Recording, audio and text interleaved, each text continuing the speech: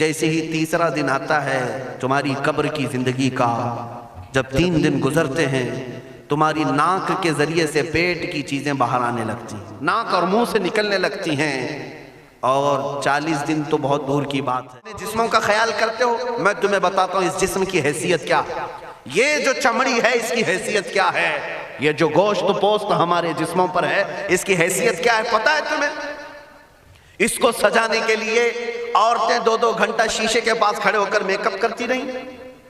اب عورتوں کی طرف سے یہ میک اپ، لالی پاؤڈر اور کنگھیاں بالوں کو سجاتے رہے، اور تم اپنی باڈی کو بناتے رہے جیم میں جا جا کر کے۔ اب اس جسم کی حیثیت سنو، جس دن روح نکلی تمہارے جسم سے اور جب جنازہ لے جایا گیا، قبر میں تمہارے سب سے عزیز لوگ رکھ کر کے آتے ہیں، تختیاں قبر کی بند کر کے آتے ہیں، اتنی چھوٹی قبر کہ کروٹ لینے کی بھی جگہ نہیں ہوتی، ہاتھ پھیلانے کی بھی جگہ نہیں ہوتی۔ آج اپنے پلنگ پر سو کر کے دیکھو، کسی کا ہاتھ ٹچ ہو رہا ہے تو نیند نہیں آتی، لیکن قبر میں اتنی تاریک جگہ پر، چھوٹی سی جگہ پر، تنگ جگہ پر چھوڑ دیا جاتا ہے کہ مردہ کروٹ بھی نہیں لے پاتا، پھر پلس اس کو اوپر سے نیچے سے پیٹ سے باندھ کر کے رکھ دیا جاتا ہے۔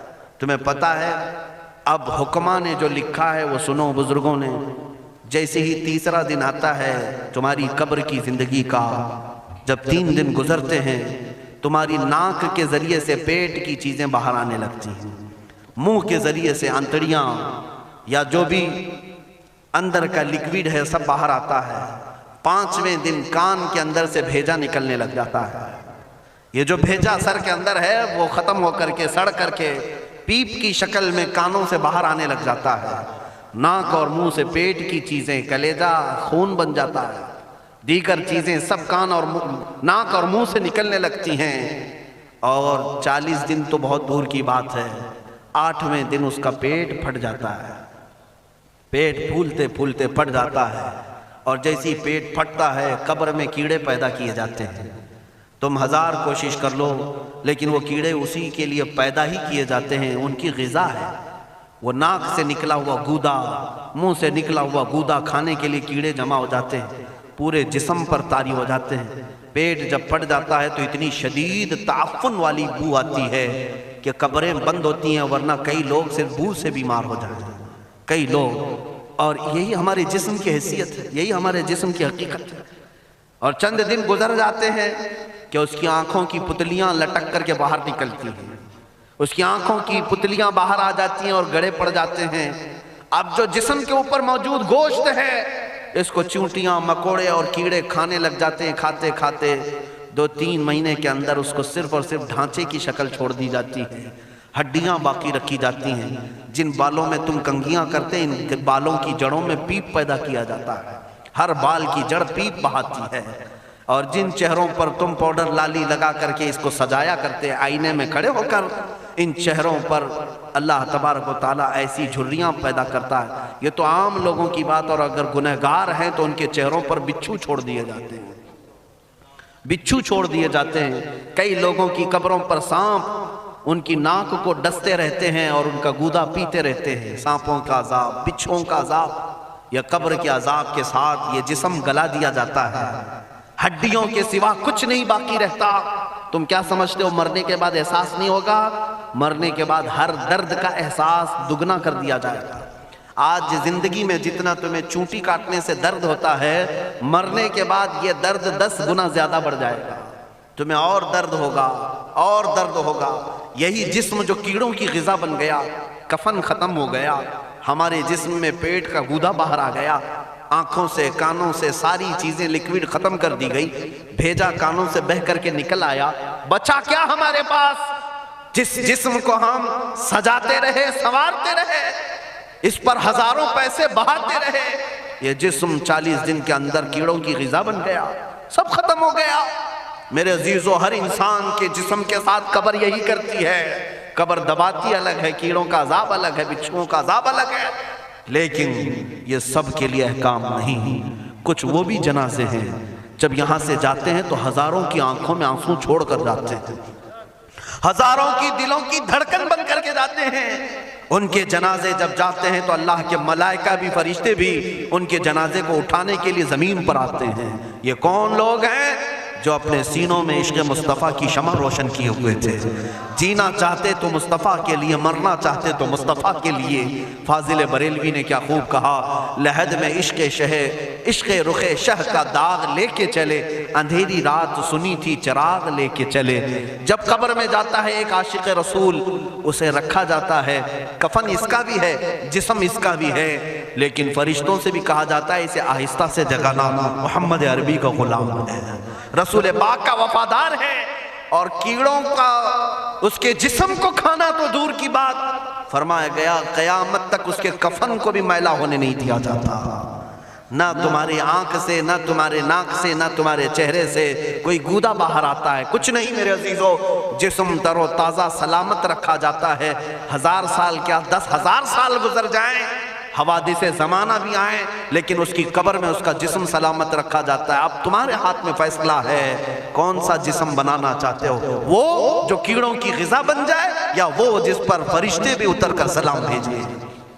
میں نے خود میرے مرشد گرامی کے جنازے میں حاضری دی.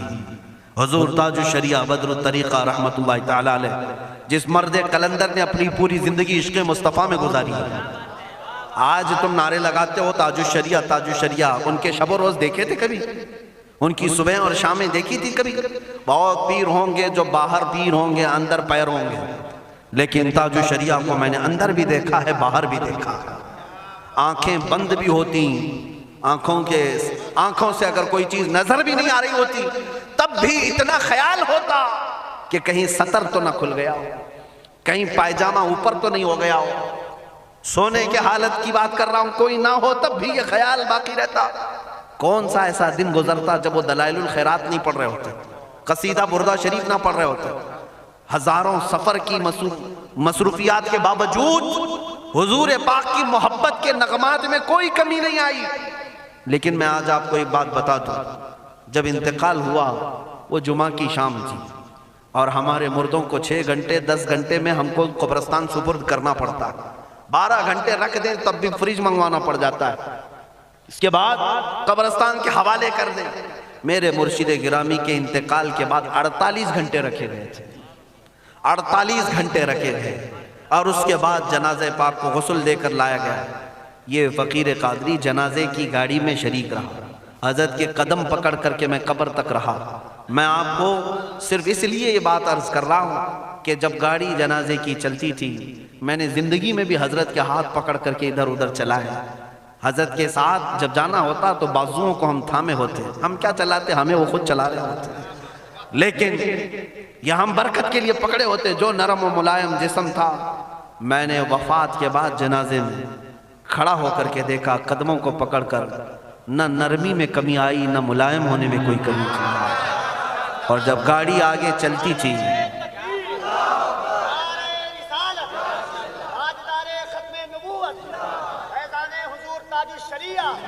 جب آپ گاڑی جنازہ جس پر رکھا ہوا تھا چلتی تھی، تو میرے عزیزو زندگی میں جس طرح جسم نرم ملائم تھا، میں نے دیکھا کہ گاڑی جب اس کے دھڑکے ہوتے تھے ادھر ادھر، تو پیٹ مبارک اور سینے مبارک ویسے ہی ہلتا تھا جیسے کسی زندے کا ہلتا. ہاتھ پر انگلی رکھے تو خون سرک جائے اور پھر اپنی جگہ پر آ جائے. یہ کوئی مبالغے کی بات نہیں کر رہا ہوں، یہ آنکھوں سے دیکھی ہوئی چیز ہے. اور قبر انور میں رکھنے کے بعد جب ان کے صاحبزادے اور داماد نکل کر کے آئے، تو تھوڑی دیر کے بعد ہم نے دیکھا کہ چہرہ خود بخود قبلے کی طرف تھا.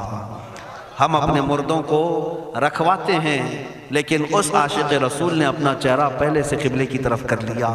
یہ کرامات کہیں یا زندگی کی حقیقت کہیں، حقیقی بات تو یہ ہے جو مصطفیٰ کی یاد میں جاتا ہے. اس نے کیا ہی خوب کہا شاعر کہ میرے جنازے پہ رونے والوں فریب میں ہو بغور دیکھو، میرے جنازے پہ رونے والوں فریب میں ہو بغور دیکھو، مرا نہیں ہوں غم نبی میں لباس ہستی بدل گیا. ہاں، مرا نہیں ہوں غم نبی میں لباس ہستی بدل گیا ہوں. ان عاشقوں کا حال یہی ہوتا ہے کہ یہ مر بھی جاتے ہیں، انتقال کر بھی جاتے ہیں، تو بس لباس بدلتا ہے، لیکن زندگی پہلے سے اور بلند ہوتی ہے. عزیزان گرامی تمہیں اسی بات پر میں لانا چاہتا ہوں، کون سی زندگی گزارنا چاہو گے؟ کون سی زندگی؟ یا عیاشوں کی، یا نچنیوں کی، یا مجرا کرنے والوں کی، ان ظالموں کی جو جہنم کی طرف تمہیں لے جانے کے لیے تیار بیٹھے ہیں؟